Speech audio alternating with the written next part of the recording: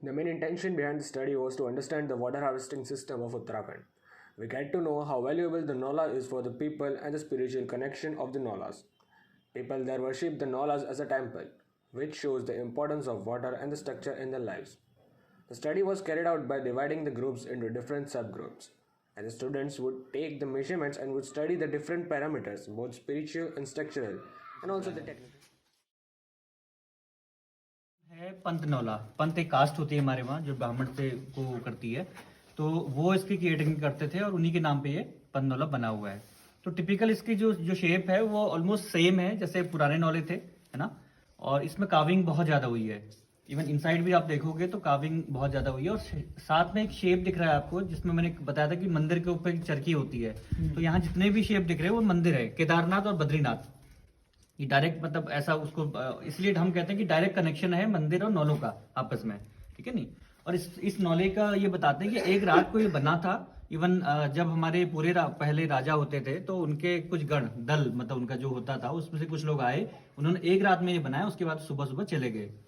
वो क्या रहा, बस ये कहानियां हैं, अब पॉसिबल है या नहीं तो टाइम की बात है, बट ये ऐसी कहानियां हैं, मान्यता है कि ये एक रात को बना था।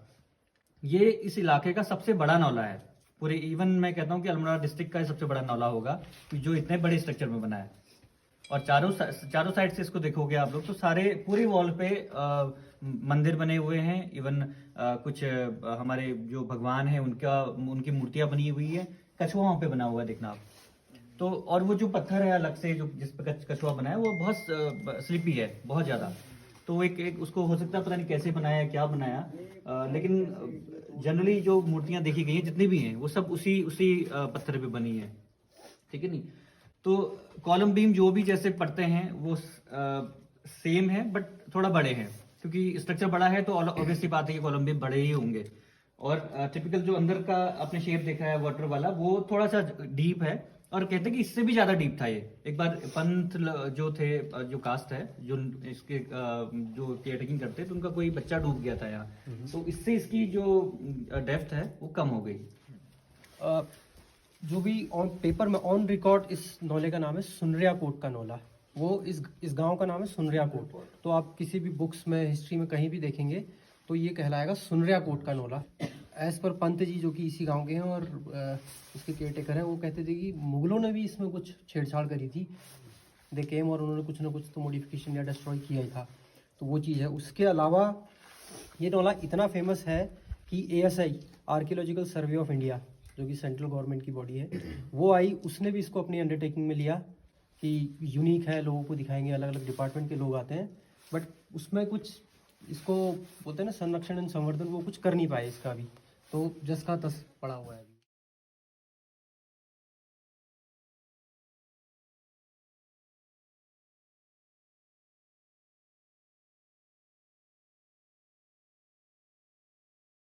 Sarna Nola invites people by its beautiful openings of arches with emphasized keystone, and it rests on a cow column from a single stone.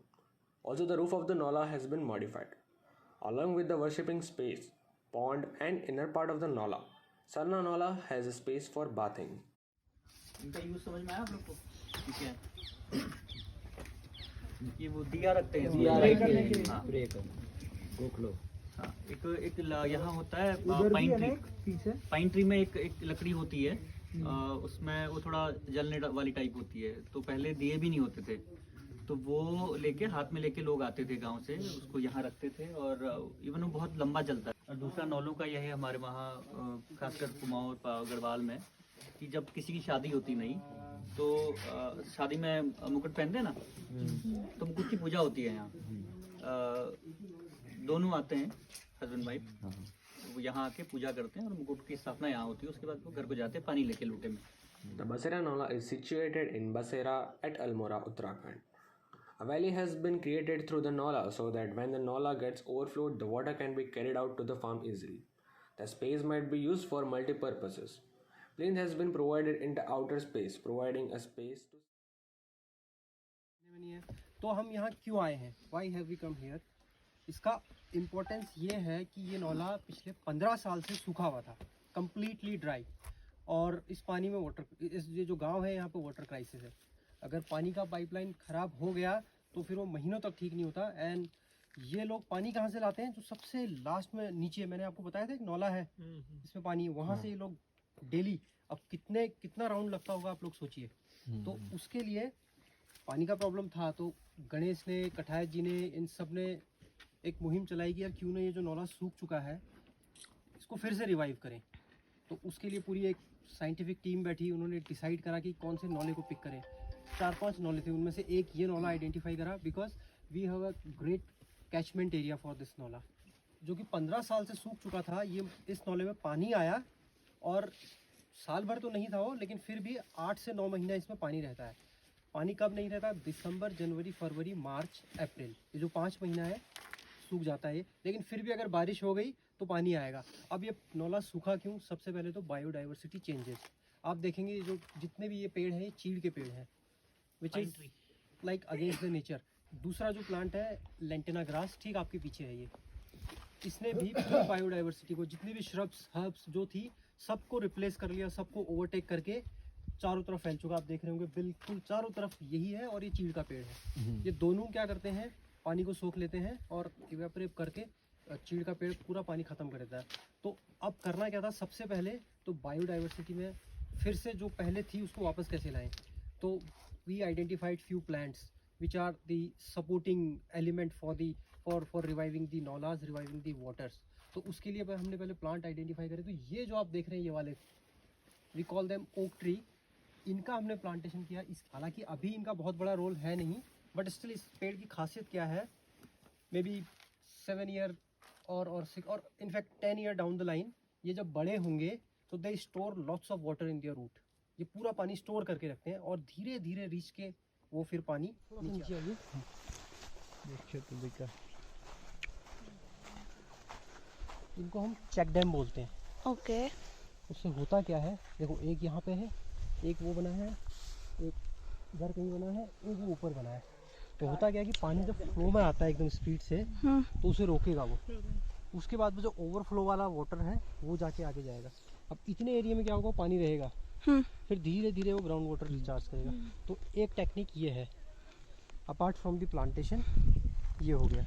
उसके बाद में जो इमीडिएट आपको इम्पैक्ट देगा, इमीडिएट वाटर को नौला तक लाएगा, वो था हमने चाल खाल, जो कि यहाँ की लोकल लैंग्वेज में हम लोग बोलते हैं बंड्स, CCTs, इनको हमने बनाया, स्पेसिफिक जगह पर बनाया, पूरा ऊपर तक कुछ भर गए। और हर साल जैसी बारिश आती है उससे पहले हम उनका मेंटेनेंस करते हैं, पूरी सफाई करते हैं, झाड़ियाँ हटाते हैं, वो जो गड्ढे जो हमने बनाए हैं उनको पूरा बिल्कुल साफ़ करते हैं, ताकि उसमें ज़्यादा से ज़्यादा पानी स्टोर हो सके।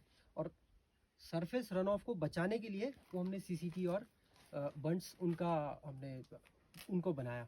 तो उससे क्या हुआ? इस नौले में पानी आया। और सरप्राइजिंगली जो कि नौला बिल्कुल एक बोलते हैं ना कि भूतिया महल type, completely no man's land this place specifically. गाय भैंस भी आना छोड़ दिए, क्योंकि उनके खाने के लिए अभी कुछ है नहीं यहाँ पे, जो कि पहले होता था। धीरे धीरे लोगों को पता चला पानी आ रहा है, तो अब उनका सबसे बड़ा चैलेंज कि यार पानी भरने के लिए इतना दूर जाना पड़ता था, वो लोग यहाँ आते, आराम से अपना लेके जाते। उसके बाद में अब चैलेंजेस की बात करें तो सबसे बड़ा जो चैलेंज है इस पूरे काम में, वो है फॉरेस्ट फायर। आपका अप्रैल के महीने से, इनफैक्ट अगर गर्मी जल्दी हो गया तो मार्च एंड से पूरे जंगलों में फायर लगना शुरू हो जाता है। और वो क्या करेंगे? इस पूरे पेड़ों को ख़त्म कर देंगे। उसकी जो राख है वो ज़मीन में बैठ जाती है। अब वो क्या करेगी?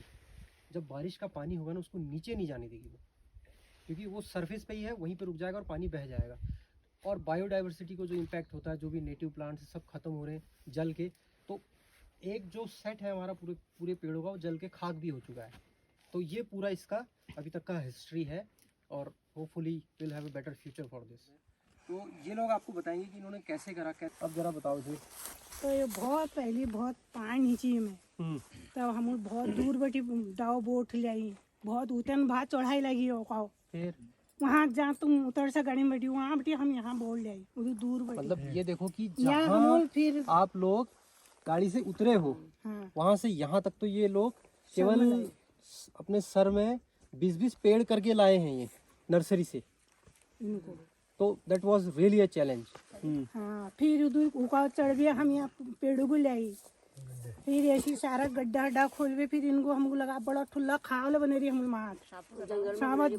इतना बड़ा बड़ा सापल होता है, वो सब यार खोद खोद छाले के लगे इन्होंने हम हाथों में कह रहे हैं हाथों में फिर यार- छाले तक लग गए वो गड्ढा खोदते खोदते, फिर क्योंकि हमने पेड़ वो लगाए। वाटर एरिया बनाना था, वाटर बॉडी एक बनानी थी मैन मेड, जिसको कि चाल खाल हम लोग बोलते हैं।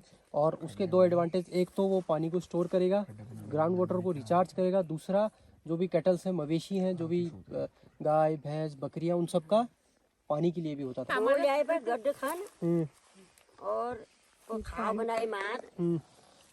फिर पानी हनी दिया है। चापोल खान पान और पानी देने के लिए भी वो भी एक बहुत बड़ा चैलेंज, यहाँ पानी कैसे देंगे। बहुत दूर बैठे पानी नहीं हमें फिर बाद में जब हम लोग पेड़ लगाए तब ये में थोड़ी थोड़ी पानी तब जाके यहाँ आया, आया। क्योंकि यहाँ पे फ्रीक्वेंट होता है बहुत, जो पाइपलाइन है वो टूट जाती है।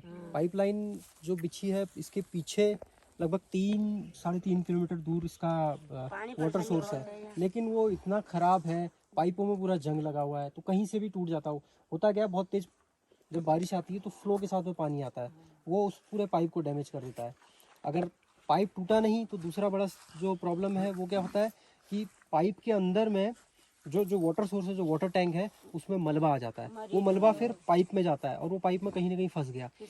लेकिन उन सब में इनके लिए ये नौला बड़ा सहायक रहा कि जब पानी नहीं आया तो ये लोग यहाँ से पानी लाते थे। और कठायत जी, मैं आपसे निवेदन करूंगा, इन्होंने कैलकुलेशन भी करी थी कि एक दिन में या एक महीने में इस नौले से कितना पानी इन्होंने लिया।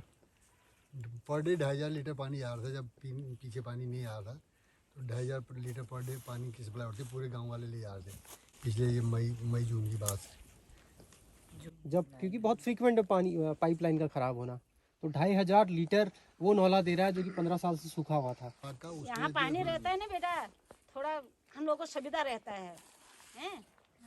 ऐसे ले जाना पड़ता है थोड़ा माथा में गगरी से, उससे थोड़ा दिक्कत नहीं होता, नीचे चढ़ाई नहीं जाना पड़ता है, पानी साफ है, अच्छा है, साफ पानी रहता है। देखो, ultimately moral of the story, you will have to catch the rain water and you will have to store it somewhere and then gradually it will recharge the ground। तो वही करना है, उसी से ये जो हमारे नौले हैं पुनर्जीवित होंगे। अब आप ये देखिए ना इसकी इम्पोर्टेंस, कि जब हमारे पूर्वज थे, जो कि हो सकता है और फॉर फादर्स, एक पीढ़ी या 2 पीढ़ी पहले, तब तो कोई पाइपलाइन थी नहीं यहाँ पे, उनको पानी किसने पिलाया? इसी नौले ने पिलाया, पूरे गांव को पिलाया। See, ultimately, this is a type of, if I try to conclude this thing, it's a type of message that how to revive a complete site in terms of its natural calamity.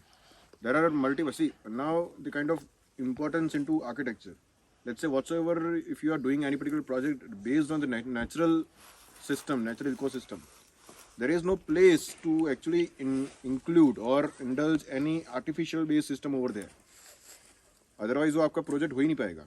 Let's say if you are doing any particular work for there's some sort of natural architecture based project, any biodiversity based project, ecotourism based project, natural tourism based project, जहाँ पर लोग आते हैं और आप अपना जो भी टूरिज्म बेस्ड प्रोजेक्ट बनाते हो, ठीक है, सो वो आपको ये पूरी साइट है ना, वो आपको नेचुरल बेस पे रिवाइव करनी पड़ेगी, तभी तो लोग आएंगे, तभी तो आपका आर्किटेक्चर बनेगा.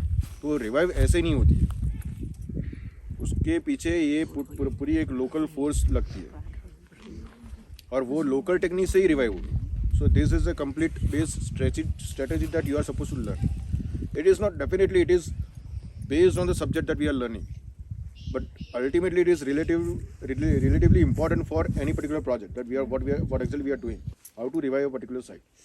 ठीक है, so वो आपको इधर सीखने को मिल रहा है. Here in Gujarat, bonfire is an activity for enjoyment, whereas in Uttarakhand, it is done on a daily basis. There, bonfire is a necessity for the people to survive winters.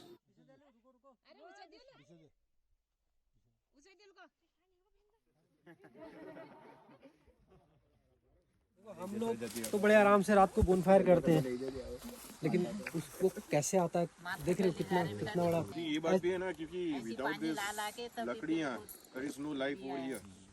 Specially in the winters you can not भी imagine. करना है, पानी भी गर्म करना है, at least सब कुछ. बोनफायर भी करना है, ठीक है. हमारे लिए bonfire is the kind of enjoyment, but here it's necessity.